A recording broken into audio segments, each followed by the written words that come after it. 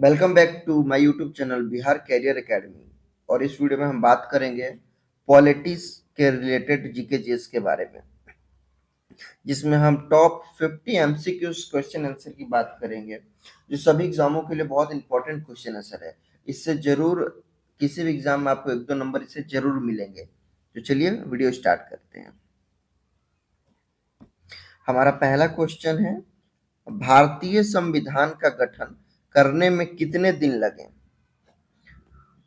तो इस प्रश्न का सही जवाब हो जाएगा, भारतीय संविधान का गठन करने में 2 साल 11 महीने और 18 दिन का समय लगा था, यानी कि ऑप्शन सी इसका करेक्ट आंसर हो जाएगा।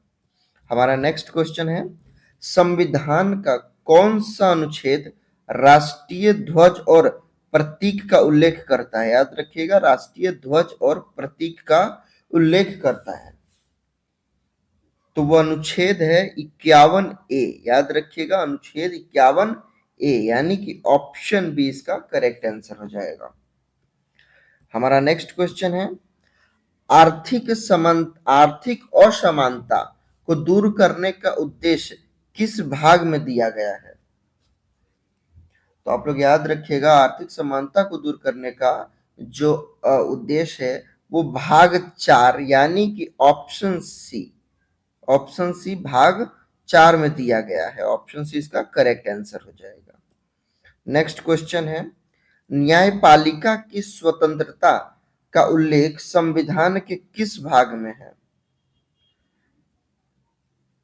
तो इसका सही जवाब हो जाएगा भाग 5, यानी कि ऑप्शन बी इसका बिल्कुल करेक्ट आंसर हो जाएगा, भाग 5 में।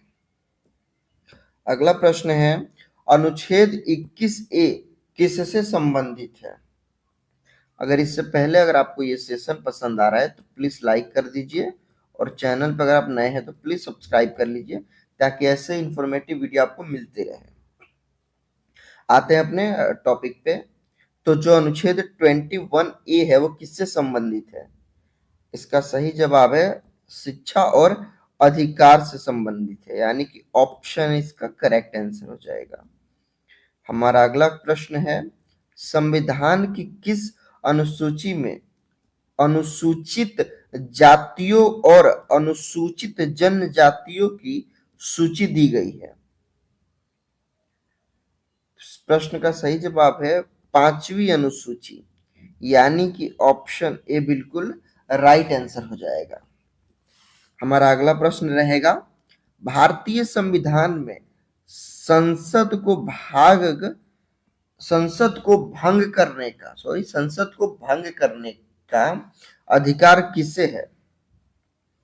इसका सही जवाब है राष्ट्रपति को, यानी कि ऑप्शन बी बिल्कुल राइट आंसर हो जाएगा। अगला प्रश्न है, संविधान में भारत को किस प्रकार का राज्य घोषित किया गया है? यानी संविधान के अंदर भारत किस प्रकार का राज्य है? तो इसका सही जवाब हो जाएगा उपयुक्त सभी, यानी all of these. Option D बिल्कुल करेक्ट आंसर हो जाएगा।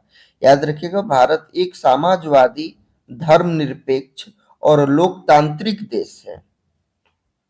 अगला प्रश्न है, लोकसभा में वित्त विधेयक प्रस्तुत करने का अधिकार किसे है? तो याद रखिएगा, वित्त विधेयक प्रस्तुत करने का अधिकार वित्त मंत्री को होता है, यानी कि ऑप्शन सी इसका करेक्ट आंसर हो जाएगा। हमारा अगला सवाल रहेगा, संविधान के अनुसार राज्यपाल को नियुक्त कौन करता है? तो इसका सही जवाब हो जाएगा राष्ट्रपति। याद रखिएगा, राज्यपाल को राष्ट्रपति नियुक्त करते हैं, यानी कि ऑप्शन बी बिल्कुल राइट आंसर हो जाएगा।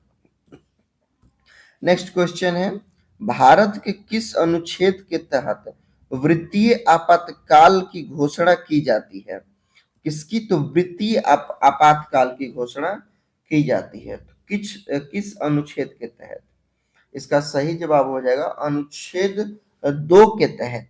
सॉरी, इसका सही जवाब हो जाएगा अनुच्छेद 360 के तहत, यानी कि इसका करेक्ट आंसर ऑप्शन सी हो जाएगा।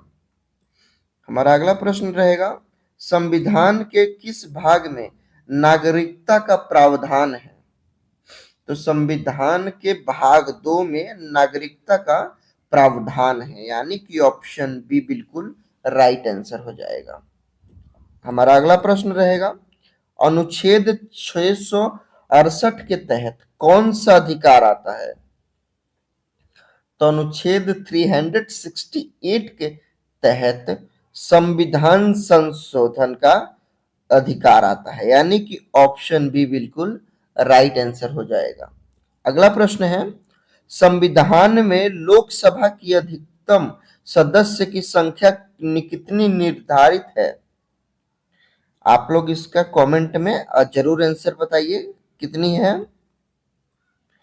तो इसका सही जवाब हो जाएगा 552, याद रखिएगा 552 सदस्य, यानी कि ऑप्शन डी बिल्कुल राइट आंसर हो जाएगा। अगला प्रश्न है, भारतीय संविधान के अनुसार किस भाषा को राजभाषा घोषित किया गया है? इस प्रश्न का सही जवाब हो जाएगा हिंदी भाषा को राजभाषा घोषित किया गया है, यानी कि ऑप्शन ए बिल्कुल राइट आंसर हो जाएगा। अगला प्रश्न है हमारा, किस संशोधन के द्वारा वोट देने का अधिकार 21 वर्ष से हटाकर 18 वर्ष किया गया? याद रखिए, पहले 21 वर्ष था, अब 18 वर्ष किया गया। तो किस मतलब संशोधन के द्वारा? तो इसका सही जवाब हो जाएगा 61वां संशोधन, 61th संशोधन के तहत किया गया है, यानी कि ऑप्शन सी इसका राइट आंसर हो जाएगा। अगला प्रश्न है, संविधान का कौन सा भाग मौलिक कर्तव्यों को वर्णित करता है, यानी बताता है? तो याद रखिएगा 4A, यानी कि ऑप्शन सी बिल्कुल राइट आंसर हो जाएगा, भाग 4A। बढ़ेंगे अगले क्वेश्चन की तरफ। भारतीय संविधान की किस अनुसूची में संघ, राज्य और समवर्ती सूची दी गई है? तो इसका सही जवाब हो जाएगा 7वीं अनुसूची में, यानी कि ऑप्शन सी बिल्कुल राइट आंसर हो जाएगा। अगला क्वेश्चन है, भारतीय संविधान में संघीय ढांचे की शक्ति का वितरण किस प्रकार किया गया है? इस प्रश्न का सही जवाब हो जाएगा 3 सूचियों में, यानी कि ऑप्शन ए बिल्कुल राइट आंसर हो जाएगा, 3 सूचियों में किया गया है। नेक्स्ट क्वेश्चन है, संविधान सभा के प्रारूप पर हस्ताक्षर कब किए गए? तो आप याद रखिएगा, इसके प्रारूप पर जो हस्ताक्षर थे वो 26 नवंबर 1949, यानी 26 नवंबर 1949, 26 नवंबर 1949 को किए गए थे। ऑप्शन बी इसका करेक्ट आंसर हो जाएगा। अगला प्रश्न है, कौन सा अनुच्छेद मुक्त और अनिवार्य शिक्षा का प्रावधान करता है? तो आप याद रखिएगा, इसका सही जवाब हो जाएगा अनुच्छेद 45, जो है वो मुक्त और अनिवार्य शिक्षा का प्रावधान करता है, आर्टिकल 45। ऑप्शन सी इसका करेक्ट आंसर हो जाएगा। अगला प्रश्न है, भारत में संसदीय प्रणाली का आधार क्या है? तो इस प्रश्न का सही जवाब है मंत्रिपरिषद की सामूहिक जिम्मेदारी, यानी कि ऑप्शन डी इसका करेक्ट आंसर है। अगला प्रश्न रहेगा, भारतीय संविधान में मूल संरचना का सिद्धांत पहली बार कब अपनाया गया? जो मूल संरचना है, इसका सही जवाब है केशवानंद भारतीय मामला। जब केशवानंद भारतीय मामला हुआ था, उस समय मूल संरचना को सिद्धांत का पहली बार अपनाया गया था, मूल संरचना सिद्धांत को, यानी कि ऑप्शन बी इसका करेक्ट आंसर है। नेक्स्ट क्वेश्चन, संसद को विधेयक पारित करने का अधिकार किस अनुच्छेद में दिया गया है? जब विधेयक पारित होता है वो किस आर्टिकल के तहत होता है? इसका सही जवाब है आर्टिकल 107, अनुच्छेद 107 के तहत। ऑप्शन ए इसका करेक्ट आंसर है। नेक्स्ट क्वेश्चन है, संविधान में कौन सा संशोधन आधिकारिक रूप से आपातकालीन प्रावधान जोड़ता है? इसका सही जवाब है 44वां संशोधन। याद रखिएगा, ऑप्शन सी इसका करेक्ट आंसर हो जाएगा। अगला प्रश्न है, कौन सा अनुच्छेद सामाजिक और शैक्षणिक पिछड़े वर्ग के लिए विशेष प्रावधान करता है? तो याद रखिएगा, इस प्रश्न का सही जवाब अनुच्छेद 15 हो जाएगा, यानी अनुच्छेद 15, आर्टिकल 15(4), ऑप्शन ए बिल्कुल राइट आंसर हो जाएगा। 15(4). बढ़ेंगे अगले क्वेश्चन की तरफ। संसद को वित्त विधेयक पास करने का अधिकार किस अनुच्छेद में है? यानी संसद वित्त विधेयक किस आर्टिकल के तहत पास करता है? इसका सही जवाब है अनुच्छेद 110, ऑप्शन ए बिल्कुल करेक्ट आंसर हो जाएगा। हमारा अगला प्रश्न है, संविधान का कौन सा भाग पंचायती राज्य व्यवस्था को प्रस्तुत करता है? इसका सही जवाब हो जाएगा ऑप्शन ए, यानी कि भाग 9। याद रखिएगा, भाग 9 करता है, ऑप्शन ए बिल्कुल राइट आंसर हो जाएगा। अगला प्रश्न है, संवैधानिक उपचार का अधिकार किसकी सुरक्षा करता है? जो संवैधानिक उपचार का अधिकार होता है वो आप याद रखिएगा मौलिक अधिकार का सुरक्षा करता है, यानी कि ऑप्शन ए बिल्कुल करेक्ट आंसर हो जाएगा। अगला प्रश्न है, संसद द्वारा पारित पहला विधेयक कौन सा था?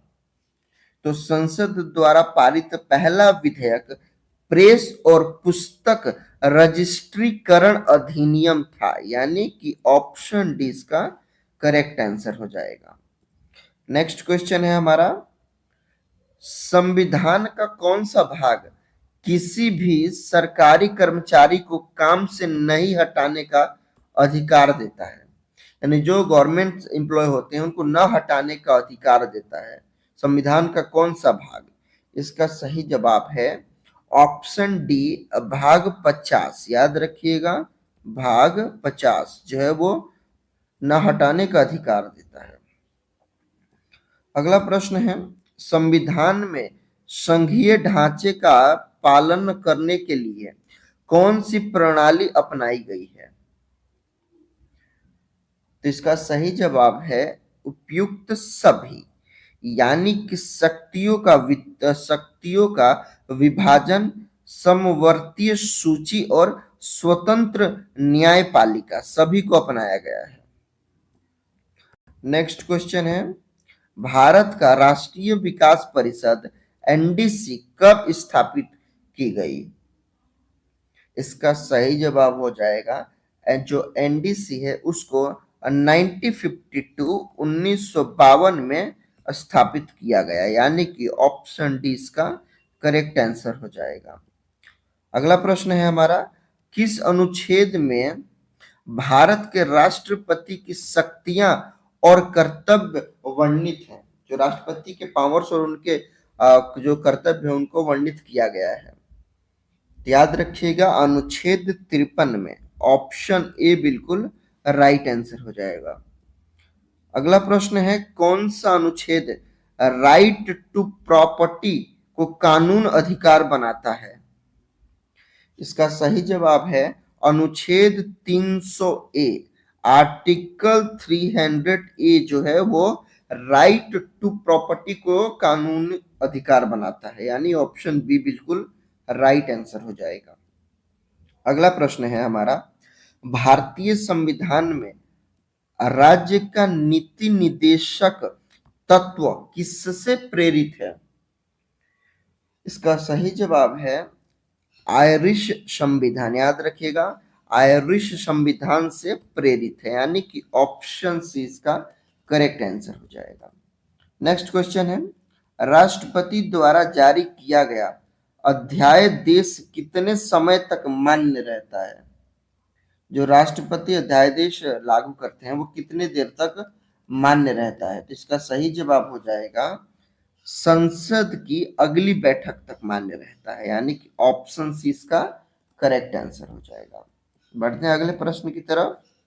अगला प्रश्न है भारतीय संविधान का भारतीय संविधान का भाग 4 किससे संबंधित है? इसका सही जवाब हो जाएगा जो भाग 4 है वो राज्य नीति के निदेशक तत्वों से संबंधित है, यानी कि ऑप्शन ए बिल्कुल करेक्ट आंसर हो जाएगा। नेक्स्ट क्वेश्चन है न्याय स्वतंत्रता समानता और बंधुत्व, जो न्याय स्वतंत्रता समानता और बंधुत्व का विचार संविधान में कहां से लिया गया है?